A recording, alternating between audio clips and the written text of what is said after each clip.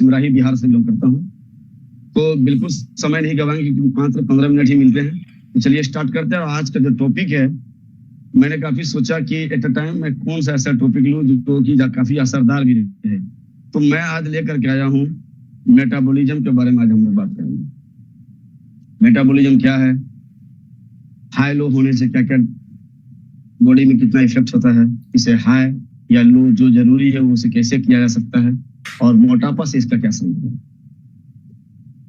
और अंत में इसका सॉल्यूशन की कोशिश करेंगे हम लोग। चलिए स्टार्ट करते हैं। आवाज प्रॉपर आ रही है sir? Yes sir. Thank you. चलिए स्टार्ट करते हैं। सबसे पहले हम समझेंगे मेटाबॉलिज्म क्या है। तो मेटाबॉलिज्म को आप हिंदी में अगर इसका नाम लें, चयापचय बोलते हैं इसमें। यानी जब भी हम कुछ भी खाना खाते हैं, खाना हो या स्नैक्स हो, कुछ भी हो, जो भी हमारे पेट के अंदर जाता है तो वो जाने के बाद उसका पाचन क्रिया स्टार्ट होता है। और ये जो पाचन की क्रिया है शुरू से लेकर अंत तक, इस पूरे क्रिया को मेटाबॉलिज्म बोलते हैं और हिंदी में चयापचय बोलते हैं। तो मेटाबॉलिज्म ज्यादा अच्छा रहता है। नेक्स्ट, मेटाबॉलिज्म शरीर की वह प्रक्रिया है, यानी वह एक ऐसा प्रोसेस है जिसमें खाया पिया हुआ भोजन एनर्जी में कन्वर्ट होता है, हीट निकलता है यानी गर्मी निकलती है, और शरीर की जो जरूरत है जैसे ग्रोथ है, सेल्स का रिपेयरिंग है, हार्मोनल इशू है और डाइजेशन इशू, इसमें बदलता है। जो भी हम खाना खाते हैं, जो हमारा खाया पिया हुआ भोजन होता है, वो एनर्जी में बदलता है, गर्मी निकलती है क्योंकि काफी सारे केमिकल रिएक्शंस होते हैं, और शरीर की जो जरूरत है, जो भी न्यूट्रिशन होता है उसे, उस न्यूट्रिशन के through growth, repair, hormonal issue and digestion, ये सभी चीजों में बदलता है। अगर सीधा शब्दों में बात किया जाए, एकदम आसान लैंग्वेज में, मेटाबॉलिज्म क्या है, तो सिंपल, शरीर की एनर्जी जलाने और उपयोग करने की जो गति होती है उसे मेटाबॉलिज्म।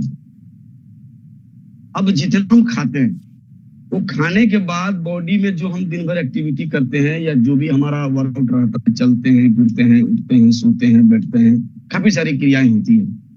इन सभी चीजों में जो हमने खाया उसमें कैलोरी है, नो डाउट। जैसे हमने एक सादी रोटी खाई, एक चपाती खाई, 100-125 के आसपास कैलोरी गया। लेकिन क्या कैलोरी पूरा का पूरा 100 बॉडी में एब्जॉर्ब होगा? बिल्कुल नहीं। ये जाएगा डाइजेस्ट सिस्टम में और फिर वहां से वो एनर्जी में कन्वर्ट होगा, हीट निकलेगा। जैसे ही होगा फिर जो कैलोरी बना फिर वो बर्न भी होगा, क्योंकि उस प्रोसेस में काफी हीट निकलता है, वो भी बर्न करता है। फिर हम लोग चलते फिरते हैं, वहां भी बर्न। इन सभी चीजों को जलाने और उसको उपयोग करती, उससे जो न्यूट्रिशन निकला, कोई भी खाना खाए हम, उससे वाइटामिन निकलते हैं, मिनरल्स निकलते हैं, काफी सारी चीजें निकलती हैं, प्रोटीन निकलता है, कार्बोहाइड्रेट निकलता है, फैट निकलता है। तो उनकी जो यूज करने की गति और कैलोरी को जलाने की गति जो है ऊर्जा की, उससे मेटाबॉलिज्म। दो प्रक्रिया होती है इसमें, कैटाबॉलिज्म जो भोजन को तोड़ के एनर्जी में कन्वर्ट करता है, और दूसरा एनाबॉलिज्म यानी उस ऊर्जा का जो एनर्जी वहां से मिली है उसका यूज करके मांसपेशी बनाना, मसल्स को बनाना, और जो डेड सेल है या डैमेज सेल है उसकी रिपेयरिंग, मरम्मत करना, ये काम है एक्चुअली मेटाबॉलिज्म। अब आते हैं मेटाबॉलिज्म को का मोटापा से क्या संबंध है, क्या डायरेक्ट लिंक है भी या नहीं, या एक मिथ है। समझते हैं मोटापा कब होता है, मोटापा एक्चुअली में है क्या। तो सिंपल लैंग्वेज में अगर बात करें तो मोटापा एक ऐसा सिचुएशन है जिस सिचुएशन तक पहुंचने के लिए हमारा बॉडी का डेली कैलोरी रिक्वायरमेंट, कैलोरी के बारे में अभी कल ही लक्ष्य जबरदस्त तरीके से प्रेजेंटेशन दिए थे। तो कैलोरी का जितना कैलोरी हमें चाहिए 1500 से 1800 के बीच, उससे ज्यादा कैलोरी लेना, और मेटाबॉलिज्म आपका अगर स्लो है तो वो कैलोरी जल नहीं पाया क्योंकि हमने एक्टिविटी भी ढंग से नहीं की, और हम जो फूड लिए शरीर के अंदर वो फूड भी उस तरह के नहीं थे कि सारे पोर्शन को सही से इकट्ठा कर सके। फॉर एग्जांपल, आपने अगर 3000 कैलोरी का पूरे दिन में डाइट ले लिया सुबह से लेकर रात तक, तो ऐसी स्थिति में जो कैलोरी जलना चाहिए वो कैलोरी स्टोर हो, क्योंकि आपका मेटाबॉलिज्म स्लो है। जब आपका मेटाबॉलिज्म स्लो होगा, डाइजेस्टिव सिस्टम में कुछ प्रॉब्लम्स होगा, और जरूरत से ज्यादा चीजें जब शरीर के अंदर जाती है तो फिर वो बॉडी कंफ्यूज हो जाता है कि भाई 2000 की जरूरत थी, 3000 कहाँ से आ गया? फिर वो धीरे धीरे मेटाबॉलिज्म आपका स्लो होता है और वहां पे वो सही से बर्न नहीं हो पाता, जल नहीं पाता कैलोरी, और वो जाके फैट में स्टोर होगा।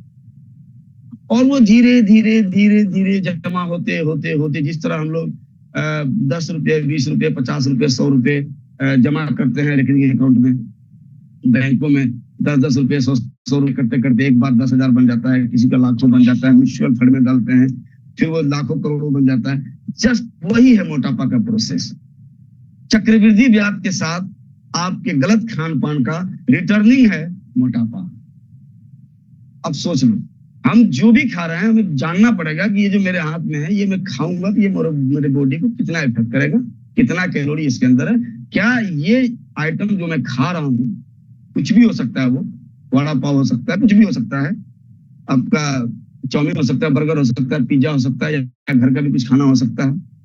और उसको लेने से पहले ये देखना है क्या ये इजीली डाइजेस्टेबल है, क्या इसके अंदर ग्लूटेन है, क्या इसका पोषक तत्व मानक में क्या कहता है ये बोलो। अगर फिट है तो लेना है, अगर नहीं है तो वो जाके क्या करेगा, मेटाबॉलिज्म को स्लो करेगा। और जितना मेटाबॉलिज्म स्लो, उतना कम कैलोरी जलेगा और वो डिपोजिट होगा फैट के रूप में, और फिर एक जबरदस्त रिजल्ट मिलेगा 2 साल, 4 साल, 5 साल, 10 साल बाद, और उसी स्थिति को कहते हैं मोटापा, ओबेसिटी।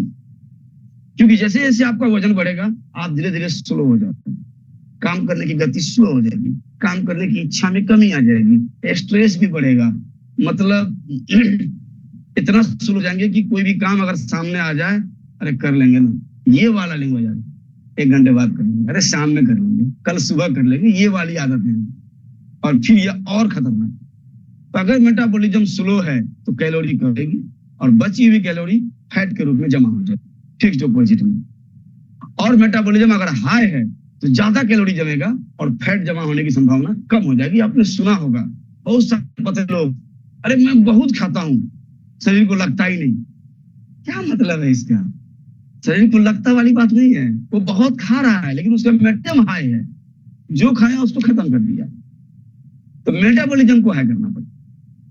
जिना मेटाबॉलिज्म मोटापा को बढ़ाने का एक सबसे बड़ा कारण है। अब मेटाबॉलिज्म को हम हाई कैसे कर सकते हैं, तो चलिए इसको भी हम जानने की कोशिश करते हैं। तो सबसे पहले मेटाबॉलिज्म को हाई करने के लिए हमारा जो पोषण है, जो हम सुबह से लेकर रात तक लेते रहते हैं, उसको ठीक करना पड़ेगा। और उसके लिए सबसे जरूरी है रेगुलर फिजिकल एक्टिविटी।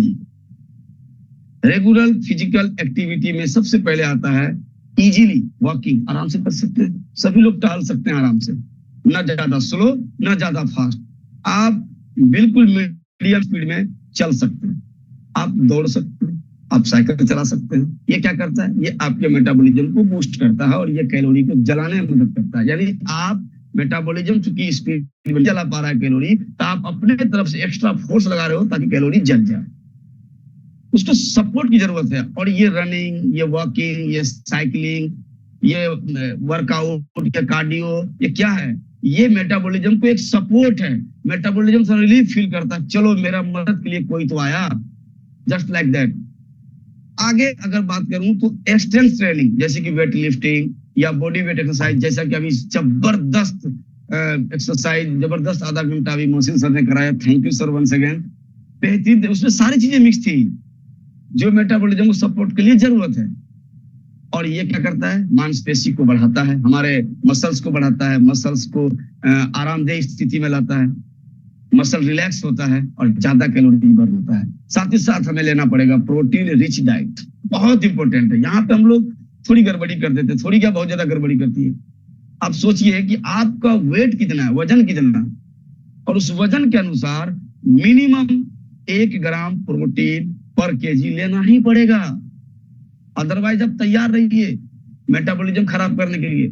और मेटाबॉलिज्म खराब होंगे तो सिर्फ मोटापा ही नहीं, बाकी सारे प्रॉब्लम्स भी आएंगे जिन्हें हमें और आपको अंदाजा ही नहीं है। वो किस रूप में आएगा कुछ आता पता नहीं है, लेकिन सबसे ज्यादा दिखता है मोटापा। तो प्रोटीन रिच डाइट का मतलब ये हुआ कि अगर आपका वजन 80 किलो है तो 80 ग्राम प्रोटीन लेना ही पड़ेगा, कोई ऑप्शन नहीं है। चाहे आप मोटे हो, चाहे आप पतले हो, चाहे आप हेल्दी हो, चाहे आप अनहेल्दी हो, कितना वेट उतना ग्राम प्रोटीन। अब ये कैसे ले सकते हैं, तो सिंपल है, दाल, अंडा, दूध, मछली, पनीर, चना, सोया। लेकिन ध्यान रखने वाली बात है, अगर ज्यादा पनीर खाया तो फैट बढ़ेगा, विसरल फैट बढ़ेगा, हार्ट अटैक का संभावना बढ़ेगा। सोचने वाली बात। दाल कितना खा लोगे यार? एक कटोरी दाल में 3 से 4 ग्राम प्रोटीन होता है, कितना दाल पी लेंगे हम लोग? वो भी एक समस्या है। बाकी चीजें कितना खा लेंगे हम? बैड फैट और गुड फैट को देखते हुए खाना है तो पॉसिबल ही नहीं है। इसका सॉल्यूशन भी मैं लास्ट में बताऊंगा। नेक्स्ट, एडिक्वेट अमाउंट में वाटर इंटेक, यानी वाटर, पानी का बहुत बड़ा रोल है। हमारा शरीर लगभग 70% पानी से बना है। क्या मतलब है इसका? मतलब पानी तो हर हालत में चाहिए, हर पार्ट्स को अलग अलग अमाउंट में पानी चाहिए होता है। और जब पानी की कमी होगी तो सबसे पहला जो डिस्टरबेंस होगा वो तो पेट का जो होगा और यहाँ न्यूरॉन सिस्टम गड़बड़ाएगा और फिर सूचना आदान प्रदान में दिक्कतें आएंगी। कर रहे होते हैं तो आवाज टूट रही होती है तो बोलते हैं यार आवाज फंस के आ रही है, समझ में नहीं आ रही। सेम न्यूरॉन के साथ होगा, वो जो मैसेज देगा नीचे कि भाई उठना है तो मैसेज पहुंचने में लेट होगा, उठना था 8:15 में, उठेंगे 8:20 में, ये वाली स्थिति हो जाएगी और काफी सारे नुकसान भी इसके होंगे। तो पानी का क्या फॉर्मूला है? पानी का फॉर्मूला है 20 kg वजन पर 1 लीटर पानी मिनिमम, इससे कम नहीं चल सकता। अगर आपका वजन 80 किलो है तो मिनिमम 4 लीटर पानी नहीं पड़ेगा, कोई ऑप्शन नहीं है।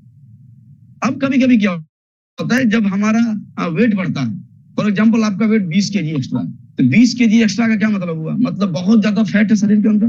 तो अब वहां पे ये नियम लागू होता। अगर लागू होता कि अगर आप 20 kg वजन पे 1 लीटर पानी पीते हो तो वो पानी जो आपके अंदर एक्स्ट्रा बैड फैट है वो सोखेगा, वो सही से पहुंच नहीं पाएगा जगह। तो पानी और बाकी पोषण को सेल टू सेल पहुंचाने के लिए जो साधन की जरूरत है, यातायात के साधन, जिस तरह हम लोग कहीं जाना है तो मोटरसाइकिल ले लिए, बस ले लिए और तब अपने गंतव्य स्थान पे पहुंच गए या चल लिए, उसी तरह उन चीजों को जगह तक पहुंचाने के लिए, सेल तक पहुंचाने के लिए भी आपको एक सपोर्ट सिस्टम की जरूरत है और वो है मिनरल्स। और कमाल की बात यह है, किसी भी तरह के हेल्थ इशू में किसी न किसी मिनरल की कमी होती है और इस बात को प्रमाणित करने वाले डॉक्टर साहब को नोबेल पुरस्कार मिल चुका है ऑलरेडी 90s के दशक में। यानी कुछ भी हो रहा है बॉडी में, किसी न किसी मिनरल की कमी की वजह से हो रहा है और आजकल तो मिनरल है ही नहीं। तो चलिए आगे चलते हैं, इसका भी ऑप्शन मैं लास्ट में बताऊंगा। नेक्स्ट, स्मॉल एंड फ्रीक्वेंट मील, यानी छोटे छोटे मील लेना। और यहाँ पे जापानी जबरदस्त कहावत है, मैं तो चाहता हूं कि आप लोग या तो याद कर ले या नोट डाउन कर ले। जापान में 10 फॉर्मूला चलता है इसका, हारा हाचिबू। मैं फिर से रिपीट कर देता हूं, हारा हाचिबू। इसका मतलब होता है कि स्वस्थ रहने का राज है 80% ही भरना है पेट को, 20% खाली छोड़ना है बाकी चीजों के लिए, ताकि मिनरल्स इधर उधर जा सके, पोषण इधर उधर जा सके, पेट में थोड़ी जगह हो, केमिकल रिएक्शन में आसानी हो। पानी जो ले रहे हैं वो पानी कहाँ जाएगा फिर? तो ये सारी चीजें हैं। तो हारा हाचिबू को फॉलो करना है और जापान लोग इसे हर हालत में फॉलो करते हैं। 80% पेट को भरते हैं और 20% खाली रखते हैं। ये बहुत जरूरी है सेहतमंद रहने के लिए, ये भी ध्यान देना। और एक बार में भरपेट बिल्कुल ना खाए, थोड़ा खाए और खाने में अच्छी तरीके से चबा के। कहा जाता है फिट रहने के लिए खाने को पीना है और पानी को खाना है। मतलब जो खाना आप खा रहे हो उसे इतना चबाना है कि वो पानी बन जाए।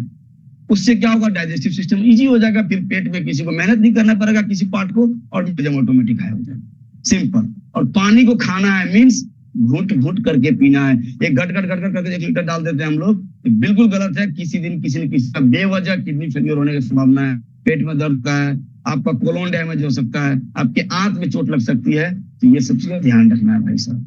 नेक्स्ट, क्वालिटी स्लीप बहुत इंपॉर्टेंट है। 6 से 8 घंटे की कंप्लीट नींद। और वो नींद किसे कहते हैं? क्वालिटी स्लीप के मीन्स मतलब ये हुआ कि अगर आप सोए हो और बगल से कोई आपको आवाज दे रहा है और आपके कानों में जा तो रहा है लेकिन आप सुन नहीं रहे हो, वो है क्वालिटी स्लीप। ये नहीं कि जरा सा छोटा सा चम्मच भी गिर टूट गई, वो क्वालिटी स्लीप नहीं है। और वो क्वालिटी स्लीप ऐसे नहीं आएगी क्योंकि वो उसका हार्मोन आपका संतुलित है, मेटाबॉलिज्म खराब है, ये जिम्मेवार होते हैं इंसुलिन, लेप्टिन, ग्रेलिन और मेलाटोनिन, ये सारी चीजें होती है। तो इस पे ध्यान देना पड़ेगा, इसके बारे में मैं आगे बात करूंगा। नेक्स्ट, सबसे इंपॉर्टेंट, मेटाबॉलिज्म को बूस्ट करने के लिए आपको वेस्लिन टी लेना पड़ेगा। इसका बहुत बड़ा रोल है मेटाबॉलिज्म को बूस्ट करने में। और दिन में 3-4 बार लेना पड़ेगा। और चाय को अलविदा कहना होगा तुरंत। चाय के साइड इफेक्ट में अगले दिन बताऊंगा, अभी समय नहीं। नेक्स्ट, स्ट्रेस को कम करना पड़ेगा हर हालत में। स्ट्रेस कम होगा तो फैट स्टोरेज कम होगा, क्योंकि जब स्ट्रेस बढ़ता है तो फैट स्टोरेज बढ़ जाता है। तो मोटापा से छुटकारा पाने के लिए आपका मेटाबॉलिज्म को हर हालत में हाई होना चाहिए, और हाई करने के लिए आपको लेना क्या पड़ेगा वो भी मैंने बता दिया। अब मैं आता हूँ सोल्यूशन पे, इसमें मददगार कर सकता है। सबसे बड़ा हेल्पर CMD, इसके बिना काम ही नहीं चलने वाला। 84 मिनरल्स जब आपके बॉडी में जाएंगे तो आपके शरीर के अंदर थोड़ा सा भी पोषण जाएगा, उसे ये पकड़ के जगह तक पहुंचाएगा। एवरी सेल, करोड़ों सेल हमारे शरीर के अंदर में, करोड़ों कोशिका, हर कोशिका तक ये पहुंचाएगा कि ले विटामिन डी आ गया, ये ले विटामिन सी आ गया, ये ले तुझे जरूरत थी पोटेशियम की, पोटेशियम आ गया, मैग्नीज आ गया, सारी चीजें पहुंचेंगी सही में। क्यों? मेटाबॉलिज्म हमारा स्लो होगा, हाई रहेगा। विटामिन डी का सबलिंगुअल स्प्रे आप ले सकते हो, क्योंकि 10 में से 11 लोग विटामिन डी की कमी है, जो जांच करेगा उसकी भी कमी है। आप बी कॉम्प्लेक्स ले सकते हो, साथ ही साथ आप स्लिम टी का यूज कर सकते हो, और सबसे इंपॉर्टेंट एनर्जी बूस्टर जेंट्स के लिए, और फ्लेक्सवेल अल्फा लिनोलिक एसिड, इसकी सबसे ज्यादा जरूरत है, जो आपको हार्मोनल इशू को भी डैमेज खत्म करते हैं और ट्राइग्लिसराइड को बढ़ने नहीं देता।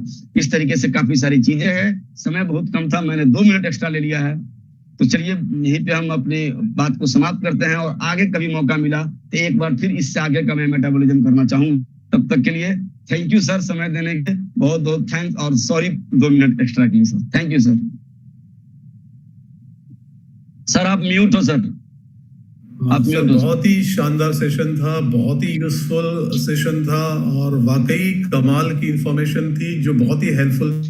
तो सभी चैंपियंस इकबाल जी के लिए जोरदार था आज की सेशन के लिए। कमाल का सेशन था। यस, ऐसे ही पावरफुल सेशन